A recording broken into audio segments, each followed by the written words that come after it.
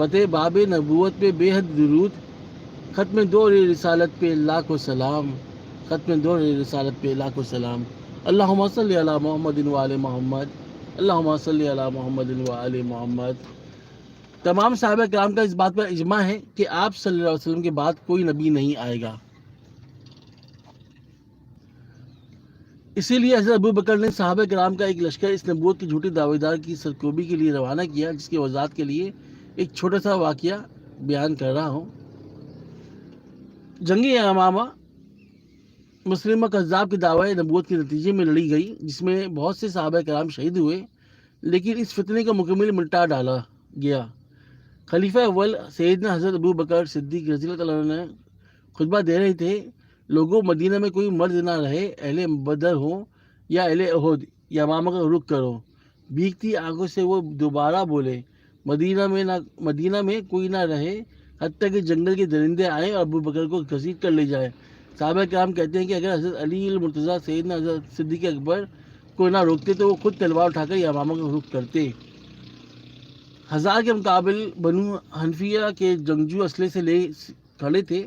جنگ یمامہ وہ جنگ تھی جس کے متعلق اہل مدینہ کہتے تھے، باخدا ہم نے ایسی جنگ نہ پہلے کبھی لڑی نہ بعد میں لڑی۔ ختم نبوت کی دفاع میں صحابہ کرام کے کٹے جسموں کے ساتھ مقتل میں پڑے تھے۔ اے مسلمانوں، تمہیں پھر بھی ختم نبوت کی اہمیت معلوم نہیں ہوتی؟ انصار کا وہ سردار ثابت بن قیس جس کی بہادری کسے عرب و عجم میں مشہور تھے، اس کی زبان سے جملہ ادا ہوا، اے اللہ، جس کی عبادت کرتے ہیں میں اس سے برات کا اظہار کرتا ہوں۔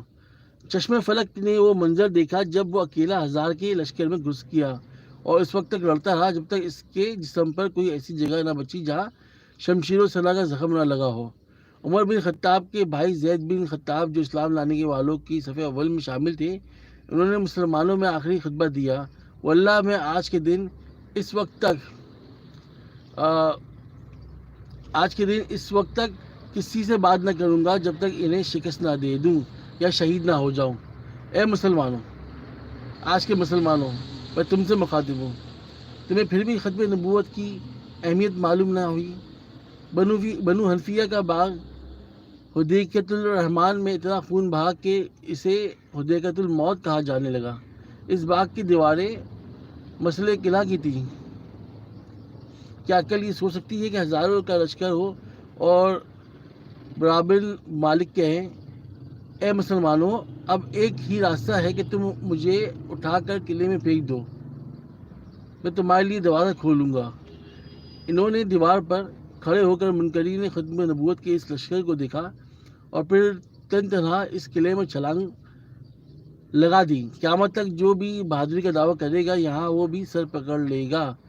ایک اکیلا شخص ہزاروں سے لڑ رہا تھا، اس نے دروازہ بھی کھولا دیا اور پھر مسلمانوں نے منکرین ختم نبوت کو کاٹ کر رکھ دیا۔ صلو علی النبی صلی اللہ علیہ وسلم۔ اے مسلمانوں، کاش کہ تم جان لیتے کہ تمہارے اسلاف نے اپنی جانیں دے کر رسول اکرم صلی اللہ علیہ وسلم کی ختم نبوت کا دفاع کیا۔ کاش تمہیں رسول اکرم صلی اللہ علیہ وسلم کے ان صحابہ کے جذبوں کا علم ہوتا جو ایک مٹھی بھر جماعت کے ساتھ حد نگاہ تک پہلے لشکر سے ٹکرا گئے۔ اللہ کا قانون ہے کہ جس چیز کی ضرورت باقی نہیں رہتی وہ مٹا دی جاتی ہے، اور جس شے کی ضرورت ہوتی ہے وہ باقی رکھی جاتی ہے اور اسے مٹنے سے محفوظ کر لیا جاتا ہے۔ خاتم النبی حضرت محمد مصطفیٰ صلی اللہ علیہ وسلم سے پہلے کم و بیش 1,24,000 انبیاء آئے، لیکن دنیا آج بھی ان سے اکثر کے ناموں سے بھی آگاہ نہیں۔ قرآن مجید سے پہلے بہت سی کتابیں نازل ہوئیں، لیکن ان میں سے کوئی بھی اپنے اصل حالت میں محفوظ نہیں، جبکہ حضور اکرم صلی اللہ علیہ وسلم پر نازل ہونے والا قرآن اور اس کا ایک ایک حرف محفوظ ہے، اور اس کی حفاظت کا ذمہ اللہ تعالیٰ نے خود لیا ہے۔ آپ صلی اللہ علیہ وسلم کی شریعت کو محفوظ رکھا گیا ہے، جبکہ آپ سے پہلے انبیاء کی شریعت یا تو بڑھ گئی ہے یا ان میں رد و بدل ہو گیا ہے کہ وہ اپنی اصل صورت میں موجود نہیں۔ آپ صلی اللہ علیہ وسلم کی سیرت مطہرہ کا ایک ایک پہلو روز روشن کی طرح واضح ہے، جو اس بات کی دلیل ہے کہ حضور اکرم صلی اللہ علیہ وسلم ہی قیامت تک لوگوں کی ہدایت پائیں گے۔ اس پر حضور کا درج ذیل فرمان میرے تصدیق ثبت کرتا ہے، میرے بعد کوئی نبی نہیں۔ صلو علی الحبیب صلی اللہ علیہ